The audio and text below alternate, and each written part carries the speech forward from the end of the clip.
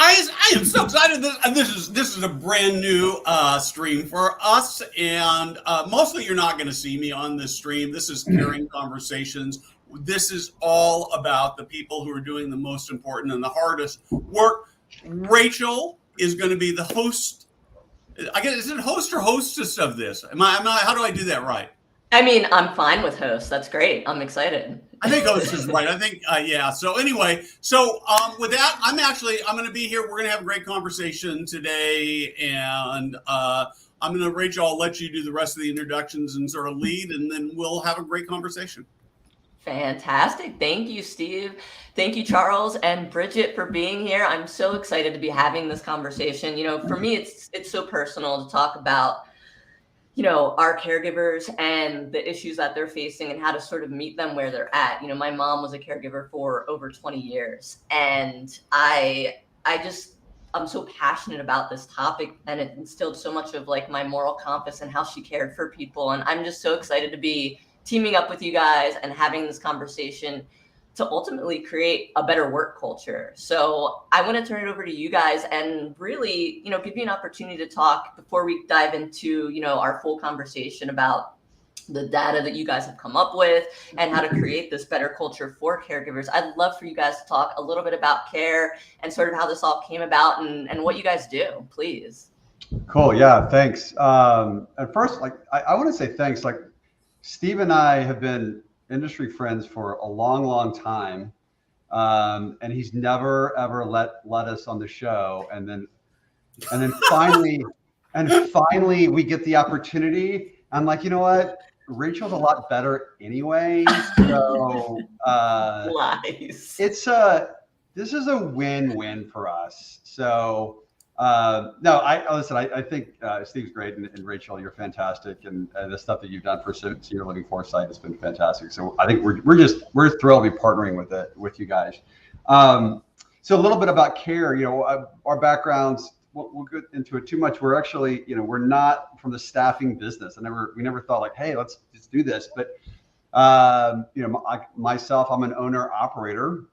A recovering owner operator, as I like to say, and kind of immersed in the technical landscape of all things senior care. Everybody was coming out with solutions for like resident engagement or staff engagement or maybe food, and those are all great things. But I also put my operator hat on and realized that's only like 4 to 6% of your operating budget, right? And we said, there's got to be a way. This is obviously pre-COVID. There's got to be a better way of solving labor challenges. We knew prior to COVID, there was a massive labor shortage. And of course, COVID exacerbated that. And so the question is, how do we create kind of a new way of looking at our care force to make sure that caregivers and communities can find each other in a much more efficient way? I mean, other industries, we look at like what, say Uber has done with transportation. You look at like Rig Up has done to the oil and gas industry. I'm in Houston, so that's near and dear to my heart. It's like there's no reason. Pre-COVID, there were almost 6,000 nursing and caregiver staffing agencies. Like that is a horribly inefficient model. Why do we need that level of middleman to place people? Why can't they just find each other? So that's where KARE grew up. It's like, how do we create a digital labor marketplace? We're not a staffing agency, that we pre-qualify communities, and we pre-qualify, we call heroes, to find each other, and at a way that makes it easier for the operator, a lot easier for the operator. So the three primary drivers of KARE are, unlike a staffing agency where they send you whomever they have on their roster that has a pulse, you get to choose who comes in. So you post open shifts, you get to choose who comes to your community, not based on who we send you. So if culture is a big thing, we have culture scores, we have reliability scores. We can predict how reliable someone's going to be now. And so you get to choose based on every review of every shift they've ever had. Second, you set the pay rates. We don't set the pay rates, right? Unlike a staffing agency say, hey, we're going to price gouge you. There's a lot of accusations of price gouging. We don't set our fees the same. We don't, you can sign up right now. It takes you 15 minutes to sign up. You can never use this. It doesn't cost you a dime. right? It's only when you use us that it costs you anything. And our fee is so much less than a markup or a staffing agency that you kind of control your own destiny with pricing. So in most cases, we're saving, if you do it right and you manage it well, you should be saving a ton compared to a staffing agency. And the last thing with KARE, we put our operator hat on. If we had to bring a staffing agency, we like the person, we could never hire them because there'd be like a 6-month contract buyout. With us, we'll hire them. Like, we want you to hire them. It doesn't cost you anything to hire them. So we have people we want to be everyone's second job, right? We're not trying to replace staffing agency labor. We're just trying to be everyone's second job. As an operator, we knew 3/4 of my workforce had a second job.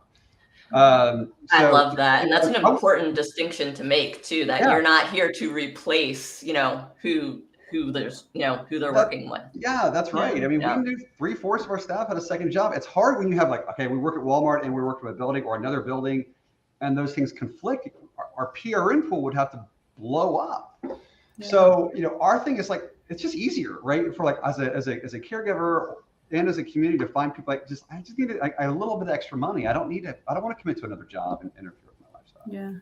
And I'll add to that too, Rachel. I appreciate you sharing what you did at the beginning about your passion for, your connection to and your passion for that frontline worker. And there's so much of that in our space. There are so many CNAs, our caregivers out there that are really doing this as a passion. And it's hard as an operator to be able to always, identify that passion and give into that passion. So that's something that KARE is built on too, is definitely the ease of the operators and the caregivers finding each other, but also just being able to collectively be an ear for our frontline workforce, be an ear for them. And then once we listen, be a voice for them.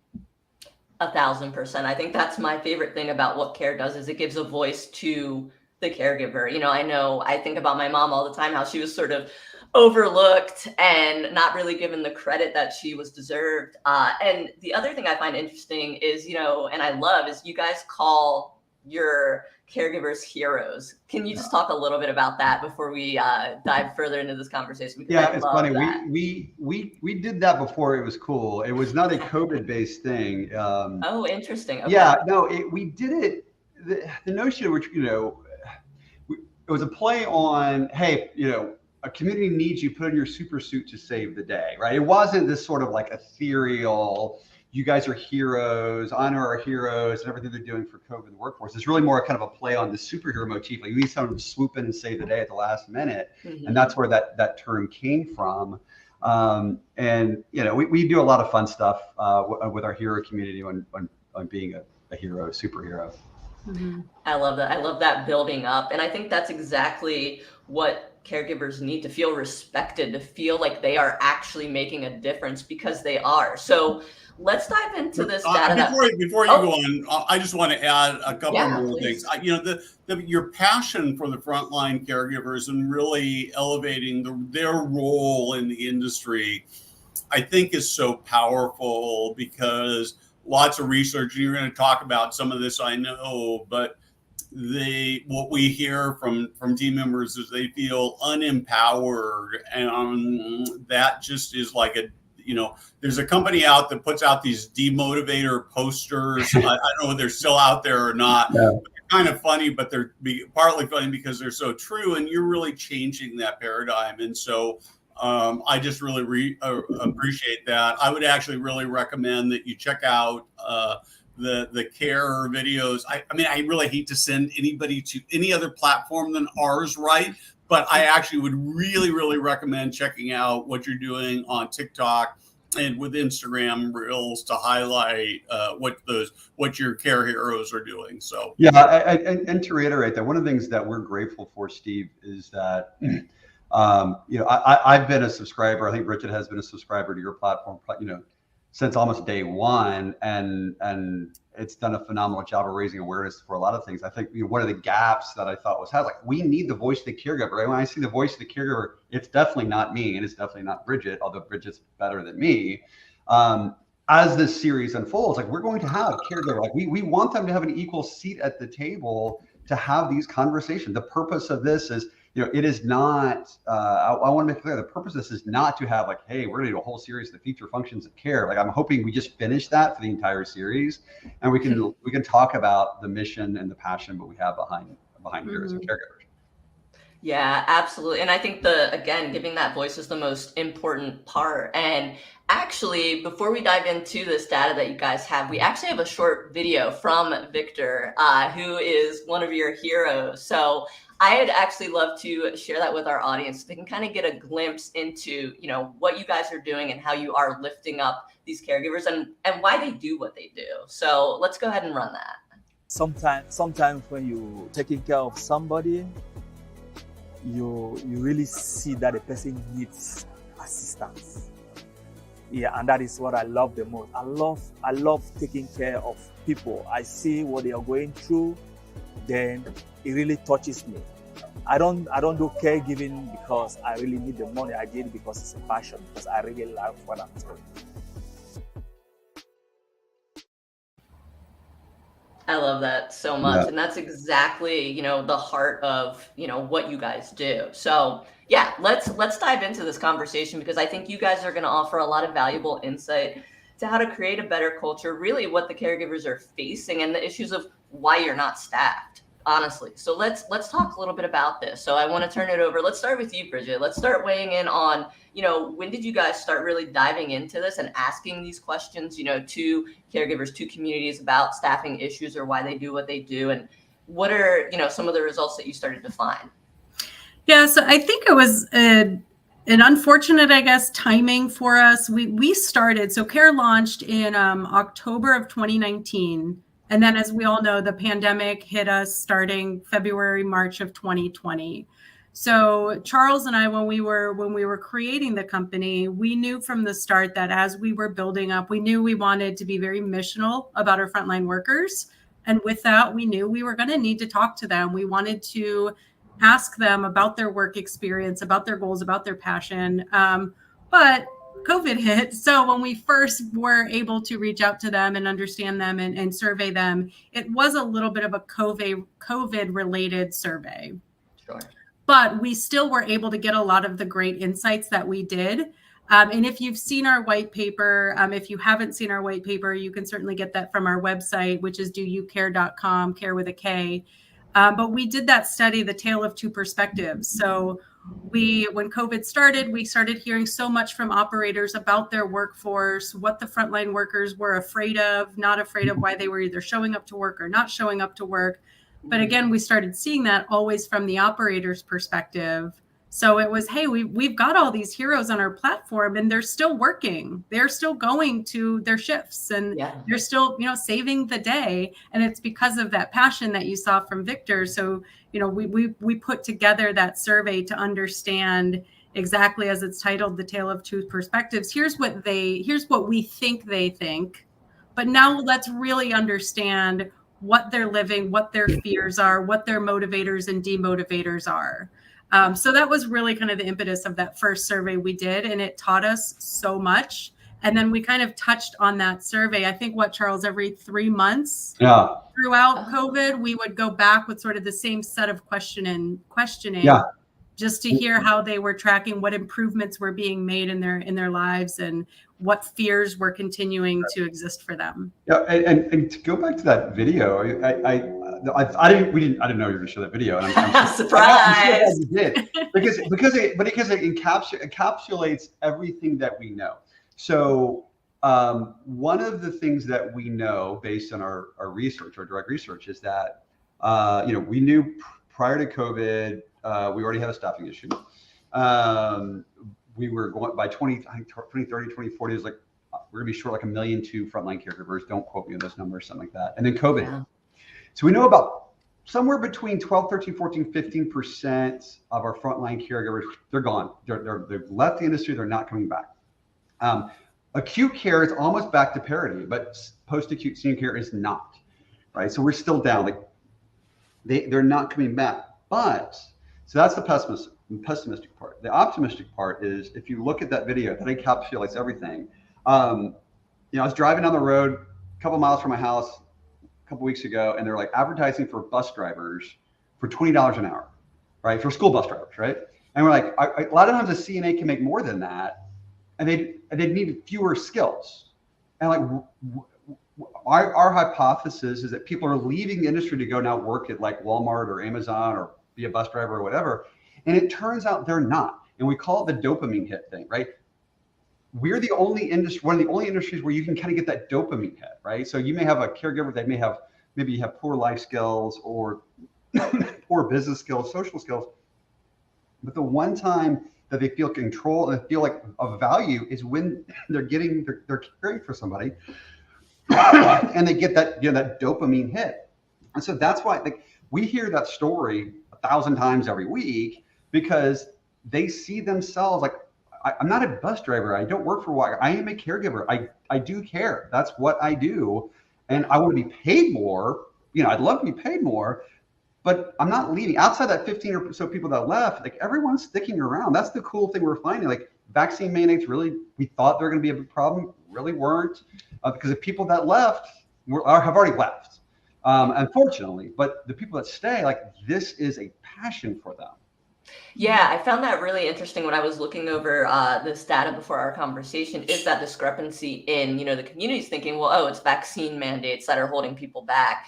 But honestly, I think the best part about your research is that it closes this communication gap that is sorely missing between the owners and operators and the frontline staff. And that's what I find so fascinating is like, your research shows, okay, no, caregivers aren't going to work. It's lack of pay, it's lack of respect. And I want to kind of talk about when you guys came upon those answers, what are you doing with that? Have you released that? What sort of solutions are you hoping to provide with that information? Because I think it's so valuable. Yeah, I can touch on that a little bit. So that is something, the first thing we can do is certainly awareness. As much as we can let our operators understand the voice of the huge volume of caregivers we have. So, we're all scraping to find in our budgets that extra quarter an hour to pay them. But when we can hear their voice, that it's really more about, we can touch on this in a little bit, but it's really more about that. Just understand me, understand what my passion is, and understand that I want to be respected for what I do, then maybe we can, find different ways. So the awareness is the biggest piece of that. And I think as we continue, there's something really powerful about being able to collect this data in a way that breaks down the walls in between the little silos of here's my employees and this is my building and I can understand this, but across a platform like KARE, where you've got data from every market, caregivers from, every kind of level of care, from CNAs up to RNs, you can get a much more global and collective voice to be able to find larger themes across that all. Yeah. So, Bridget, one of the questions that sort of is perking through my mind as you're talking about respect is that we who are leaders, right, we think we know what respect means. I'm not sure we do. Can you just maybe you and Charles talk about what respect means to a caregiver? Yeah, I'll kind of dive in on that one. So Steve, you and I have talked many times about this, and like we agree to the point of violence, but we come at it a different way. Because I always make this statement: our research shows that at the end of the day, most of the time, culture in senior housing doesn't matter. Right? We spend so much time talking about culture, and it doesn't matter. Now, what do I mean by that? And this is where you and I sort of we come at it in different ways. But when you look up the dictionary definition of culture, right, and it says, a group of people that have some sort of shared values, rituals, and processes, something like that, right? Unfortunately, that doesn't apply to culture for the frontline caregiver, right? Because we confuse, I would say I put my operator hat on. We confuse the concept of morale with culture, and those are not the same things. Talking to an operator a few months back, she's like, Charles, I love our culture. One of our buildings was having a tough time with COVID, and turnover and resident turnover. They're just demoralized. And so we got like a circus in a box or something like that. And they, clowns and all this stuff came. We had a bunch of fun, and they brought it was pop up, and they didn't know it was coming. And they brought, they're able to bring their family in. It was great. I love our culture. And I had to tell them that is wonderful, and you should do that. That is not culture. That is not something you do repeatedly. That's morale, right? So it's fun, but you're not going to retain your employees by doing that, right? So one of the things that we find, in this study, the Tale of Two Perspectives, I assume that culture and respect were disassociated with each other. From a frontline caregiver's perspective, that is one and the same. Okay, so culture to a frontline caregiver is very, very individualistic, right? Are you respecting me? Because we ask the operators, do you feel you have a good culture? And they overwhelmingly said, yes, we do. And we asked the frontline caregivers, they said, no, you don't. Like, that was one of the biggest disconnects, right? And why is that? Is because they don't get caught up in the rah-rah or the T-shirt Tuesdays or whatever it is. They want to know, when I come to work, are you respecting me? Now, so you ask the question, what does respect then mean? So respect was, again, I put my own prejudice as an operator. It's like, we need to praise you for doing a good job. So it turns out that's the least effective form of respect. That's the thing they don't care. They don't want to be praised. They don't want, I don't even think like employee of the month is that effective. What they want to know, because employee of the month says, hey, we are management and we are looking at you as commodity to reward you, right? That's not what they want. What they want is, when I show up at work, am I an equal member of the team? And do you respect me and respect my opinions to solving the caregiving challenges that we all face? And once you respect me as an equal, then that's what respect means. So if you're trying to create a good culture, stop trying to build morale programs, start figuring out how you get an ED to have one-on-one individual conversations with each employee, and they know that person on an individual basis. Their individual hopes, wants, and needs, not, you're a caregiver, let me honor you as caregivers. Let's put these signs out front of the building so heroes work here. Like that's morale. That's not culture. That's not what a culture is to a frontline caregiver. Mm-hmm. That's really fascinating, because I would look at that, I guess I have that misunderstanding too, Charles. So I find that really fascinating, where it's like you're saying these, these parties, pizza parties, that bringing stuff in, all these fun things. It's one piece of the puzzle. Yeah, so I'm not saying don't do that. Absolutely. But don't confuse that with what culture is. So how do we start those conversations? Is it taking 5 minutes out of your day to go and actually have those conversations? Where do you start? How do you start to build a culture based upon respect like that? Because I think that can be really challenging and difficult when you have a million other things on your plate. It's about reprioritizing the people that are doing the hardest work in your community. Mm-hmm. Yeah, I think one thing is we need to understand, and I'm sure a lot of us do understand this, but it takes an entire organization to, I'll say, design and develop the culture, but then live it out. It takes an entire organization. Every person in the organization needs to understand what those signs of respect and values are. But what we're seeing is it can take one person to kind of bring it all down for everybody. And what I mean by that, Steve, right? Super insightful, right?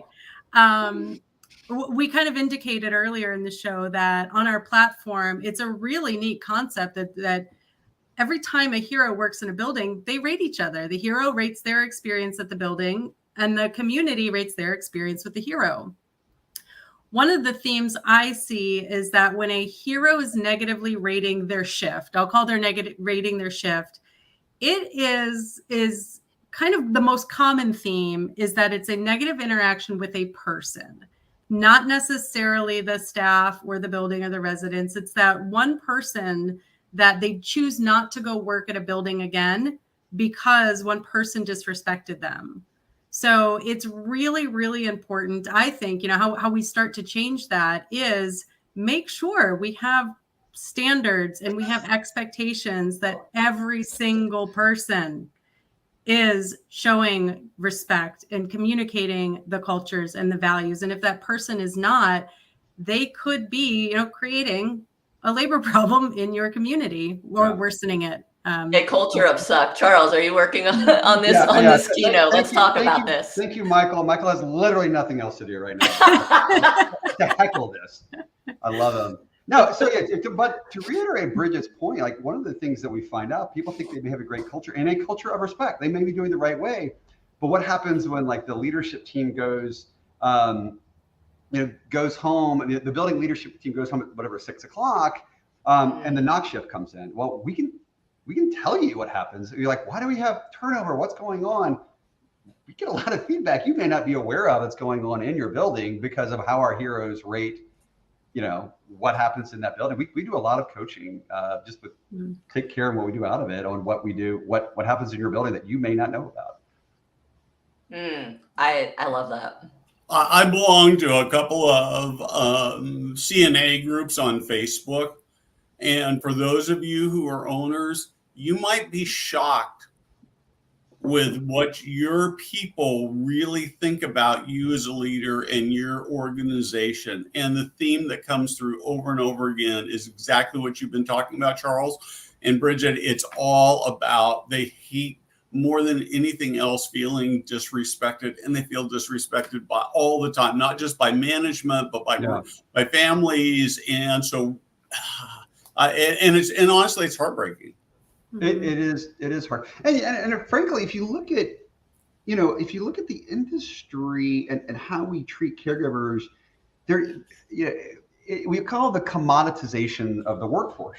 So we see this, okay, you're a CNA, and so or caregiver, you come in and work for a community. What's next? You ask, like, how can we solve? What are some actionable items? One of the things that we do, we see if some communities do that, we already have, most buildings have a plan for the 30, 60, 90 day with a resident.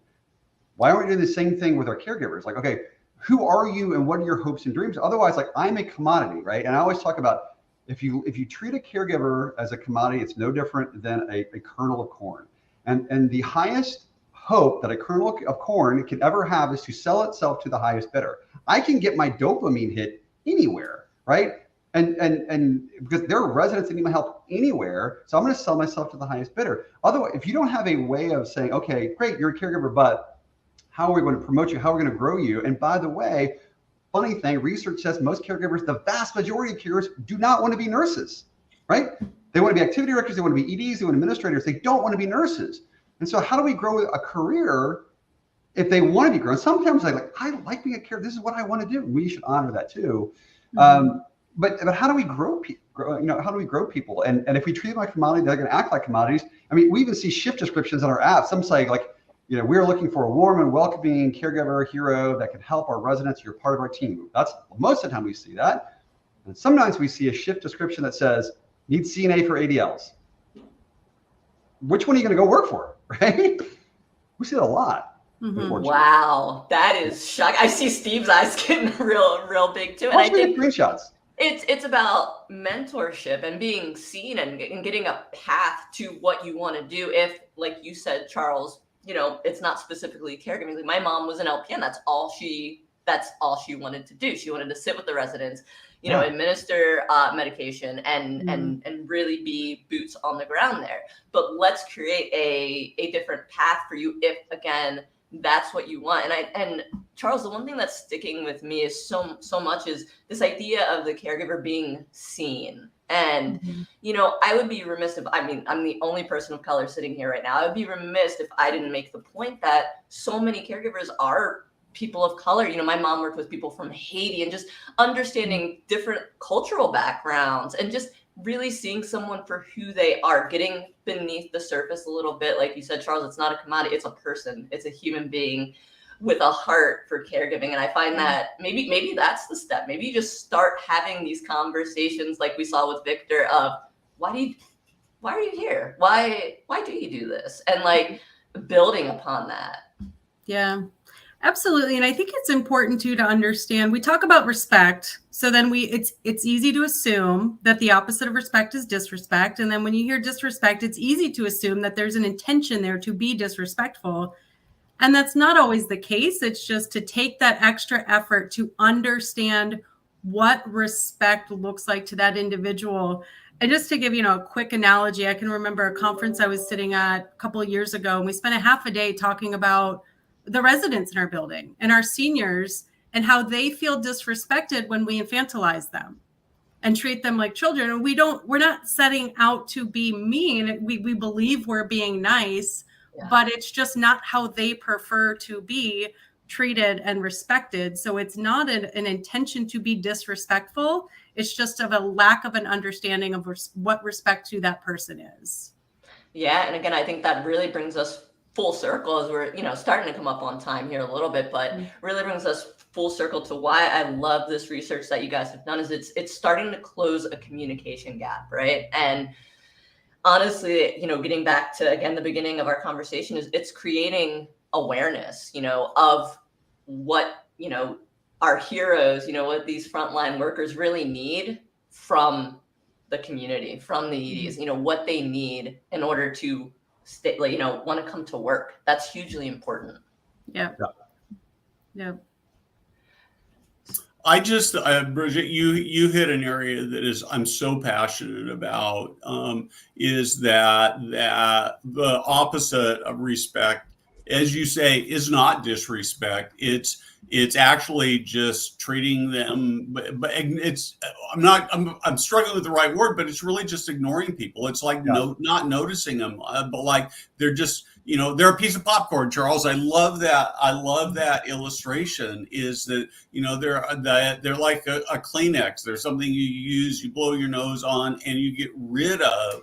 And rather than being somebody, imagine the stuff you could learn about how you could do things better.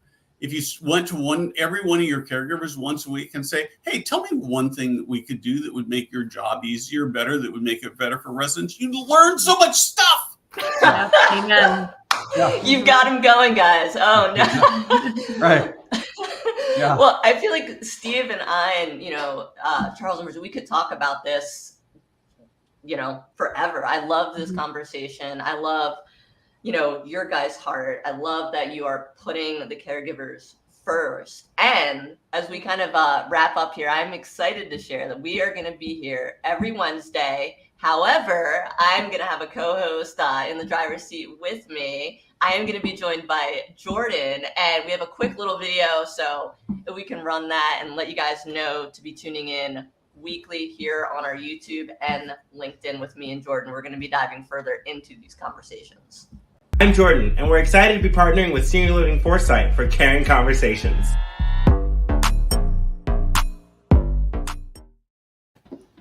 I am so excited. Jordan is fantastic. I cannot wait for our audience to meet him and for him and I to continue to dive further into these conversations. And, I just want to turn it back over to you guys. If you have anything else you would like to kind of share before we wrap up here. Yeah, huge thanks to Steve and the team for letting us have this opportunity. Jordan is awesome. You talk about passion for the caregivers. Jordan lives and breathes it. So he is huge for us to have on our team. And I'm really excited to see what he's going to do on the upcoming episodes with you guys. Yeah, me too. Yeah, I'm excited. We have multiple. There he is. Thank you very much, Jordan. Thank you, Jordan. Because we have like multiple tens of thousands of people working on our platform. I just think it's cool. Like, let's give them a voice and let's have them talk. And myself, Bridget, and yes, even Jordan can step out of the way and ask them questions, right? And I think next week. So. So for those of the folks that are looking at this the first time, please keep tuning in because it's not going to be about care. It's just going to be about how do we honor caregivers and what do we need to do better as an industry. Yep. Yeah, I so appreciate what you guys are bringing to the table and having this conversation with us. And, Charles, Bridget, Steve, thank you for bringing me into this conversation. It means a ton to me. So, guys, Thank you. And that is it for our first episode of KARE-ing Conversations. It's in the books, guys. That was too fun.